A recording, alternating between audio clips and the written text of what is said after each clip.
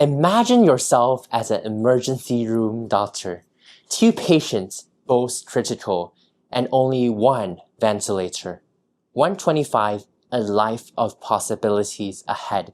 Another 75, a lifetime of stories behind them. Who would you choose? These questions are difficult, but they are the kinds that our society solves each and every day. In all corners of the world, we are questioned, what is the worth of a life? How much is a life worth? Today, we set out to explore this topic. It offers no simple single answer, but rather, its complexity demands that we view it from various different perspectives and hopefully extract insight throughout the process. First, economics. Economics concerns the study of 3 basic economic problems: what to produce, who to produce for, and how to produce them.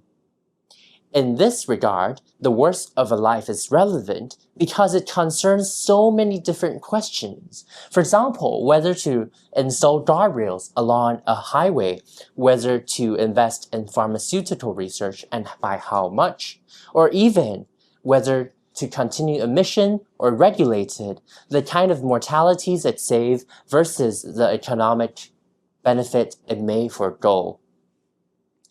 In order to solve these problems, economists therefore propose the value of a statistical life. People are willing to take on higher risk occupations in pursuit of higher wages.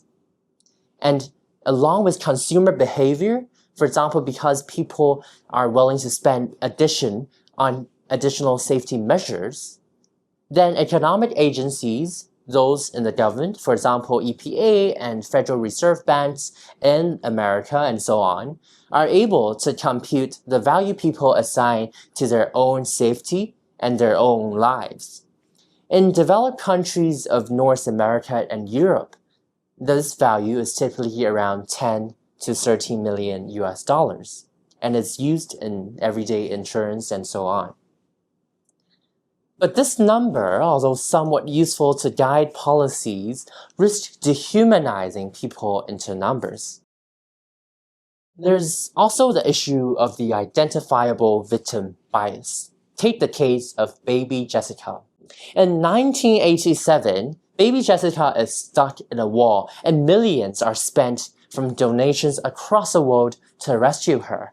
There's arguably more lives that we can save if we invest that tens of millions of dollars into, for example, tackling communicable diseases and so on in less developed countries, perhaps, where lives are much easily saved, the low-hanging fruits.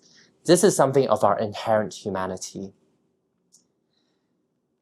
Doctors are therefore not satisfied at all by this one number because they understand that diseases and illnesses can fundamentally alter a person's perception of their own life's worth.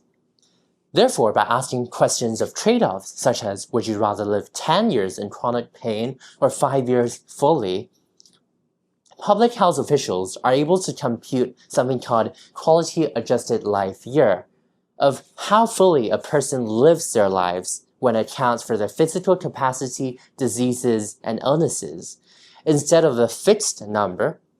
Therefore, both quality and quantity are considered and contributes holistically to the worth of a life. But this also begs the question, who decides on this quality?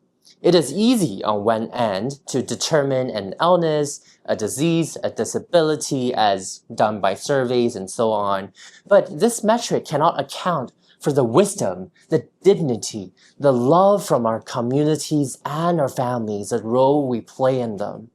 It is a rather ableist point of view as well, to see a life with disability or illness as one that has diminished worth. Moreover, philosophers disagree.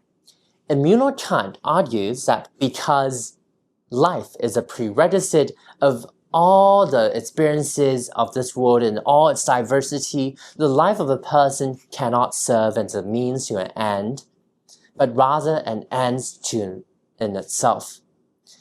It therefore cannot be determined to have even a worse, but rather is the source of all worse. And we see this reflected many times in literature, other areas of humanity, such as that of Les Misérables. Inside, we see the character Mao Jane, who is assigned a negative value by the state, a stain on society, 24601. Yet through the portrayal of his life, we can see his humanity, we experience the complexities and his worth, his capacity to love, to sacrifice, and to live a life. So where does this all lead us? We started with a doctor, a ventilator, and an impossible choice. Economist gives us a framework for making large-scale decisions, but it feels cold. Public health reminders that the quality of our years matters just as much as the quantity of it, but it risks judging whose life is quote-unquote better. The humanities declare that every life is infinitely precious, but offers no guidance when a choice, tragically, has to be made. The answer then is not in choosing one answer. It is the tension between them. The worth of a life must be a value that can be defended, negotiated, and honored in the difficult, messy, and constant dialogue between these perspectives. When we build our societies, we must use the economist's calculator, but we must have the poets and the philosophers looking over our shoulder. They are there to remind us that behind every stat is a baby Jessica, that our definition of quality can be questioned, that every single person, inmate 24601 included, is a source of our values. So back to our ER doctor, they don't pull out a calculator or consult a QALY chart, but rather in that critical moment, they synthesize all of this, their duty to save a life, the assessment of who has a better chance of survival, and they make the most human choice of all, a difficult, imperfect, and compassionate one. Our challenge as a society is to do the same, to build policies and systems that are just as wise, just as complex, and just as humane.